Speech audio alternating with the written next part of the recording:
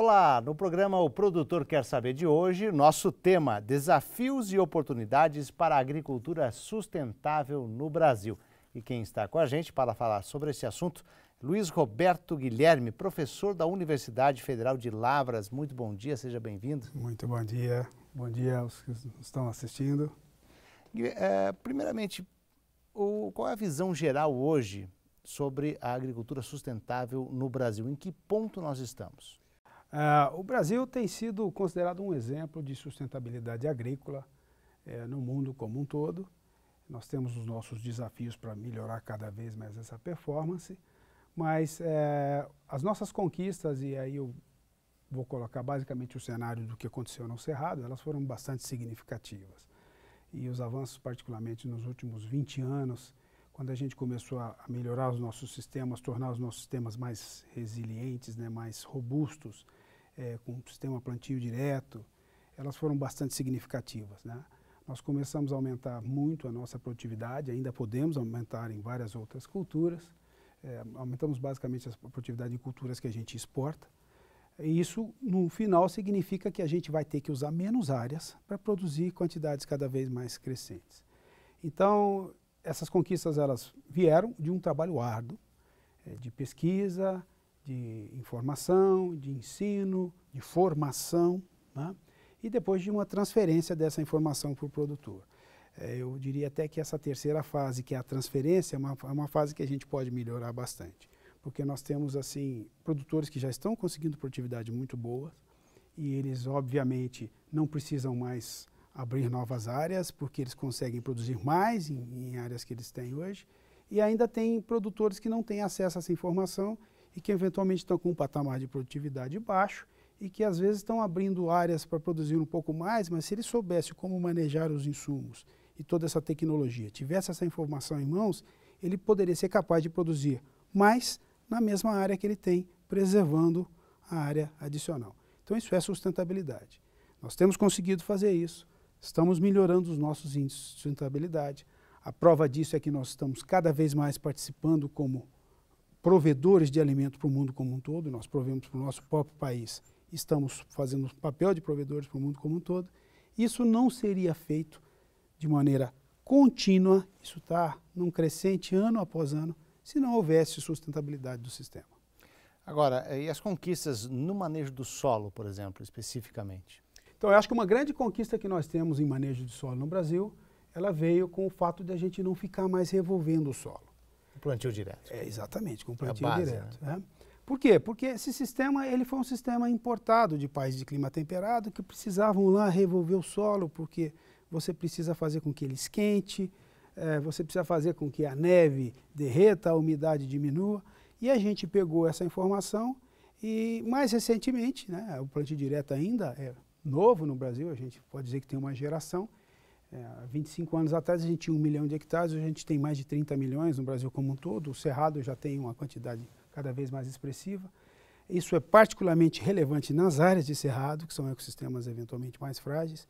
Então, com o advento de podermos manter esses resíduos no solo, nós melhoramos uma série de características. Nós tornamos as nossas irrigações, a utilização de água mais eficiente. Nós tornamos a eficiência de fertilizantes muito maior. Os fertilizantes têm eficiência aumentada. Nós estamos diminuindo a capacidade que o sistema teria de lançar carbono, ou seja, o sistema, na verdade, está começando a sequestrar carbono. Então, em termos de manejo de solo, eu acho que esse advento do sistema plantio direto foi um grande sistema como um todo.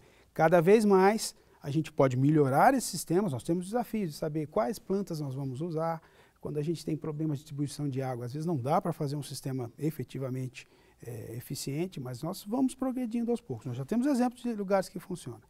Esse sistema, a partir do momento que ele está implementado, nós só temos a ganhar. Ele torna o sistema como um todo, a capacidade de produção bastante robusta. Ele aumenta o que a gente está falando da resiliência do sistema. Então, eu acho que o grande advento disso tudo é o fato de não estarmos mais revirando o solo como a gente revirava.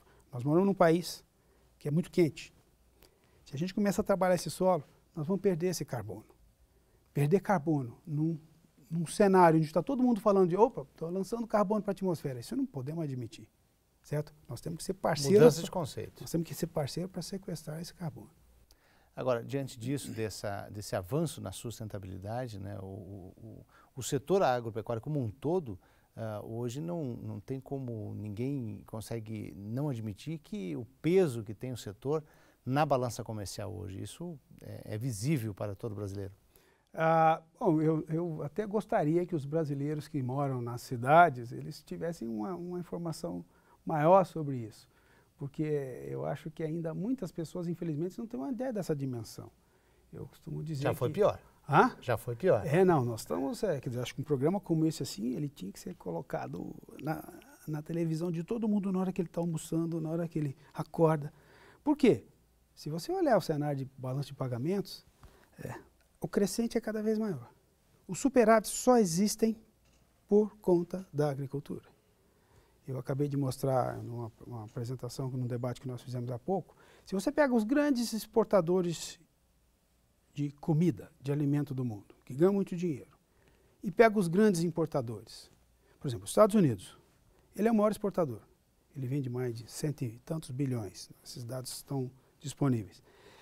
Ele importa muito, mas ele ainda tem saldo. Pega a China produz muito alimento, né? Ela ganha dinheiro vendendo, só que ela gasta muito mais que vende.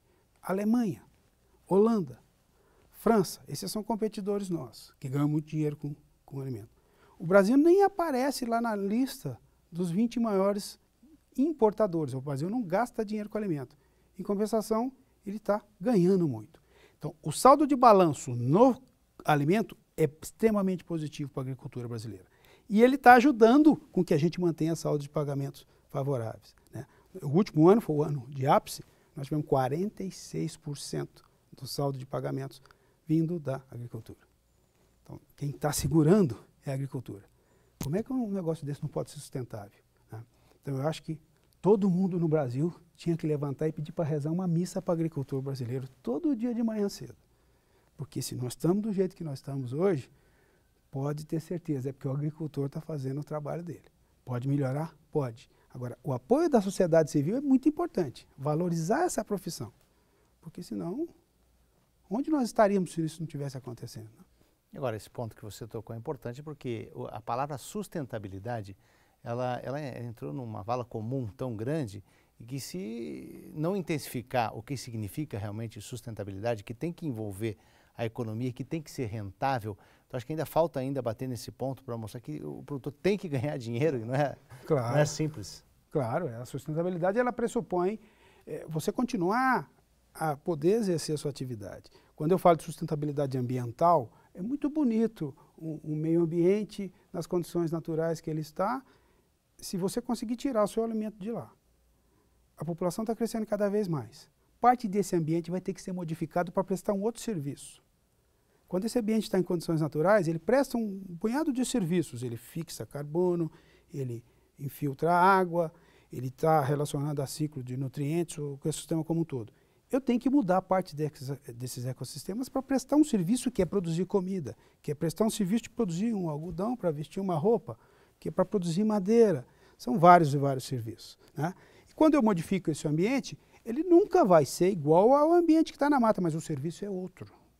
Ele precisa estar exercendo aquele serviço que é prover o alimento. E esse provimento, o fato de estar provendo o alimento, tem que ser de forma que continue sendo capaz de prover. Então, a sustentabilidade é essa, ele tem que ser capaz de prover, e, se possível, até aumentar. Agora, tem que gerar renda. Certo? A sustentabilidade é essa. Se ele estiver fazendo errado, ele não vai conseguir produzir. Aí vai cair, aí ele não está sendo sustentável. Mas eu mudei o ecossistema, eu preciso produzir alimento. Eu não vou querer ter passarinho em área de lavoura. O passarinho vai ter que ficar do lado da mata. Agora, se eu conseguir produzir cada vez mais na minha área de lavoura, cada vez menos mata eu preciso abrir. Ou seja, eu vou ter a capacidade de olhar a mata aqui e olhar a minha lavoura bonita ali, que está produzindo comida para um punhado de gente que está precisando.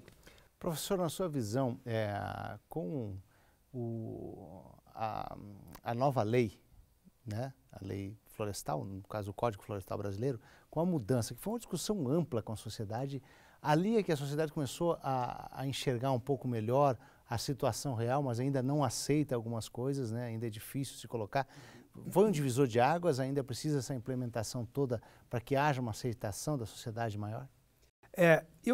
Para te ser muito sincero, eu não estou a par de todos os detalhes. Eu sei que é uma árdua batalha que precisa ser travada aí, há processos de regulamentação a serem feitos, mas ela tenta trazer um marco para que haja uma legalidade em explorações, né, de forma que nós não comprometamos a capacidade de produção e também não comprometamos a sustentabilidade ambiental.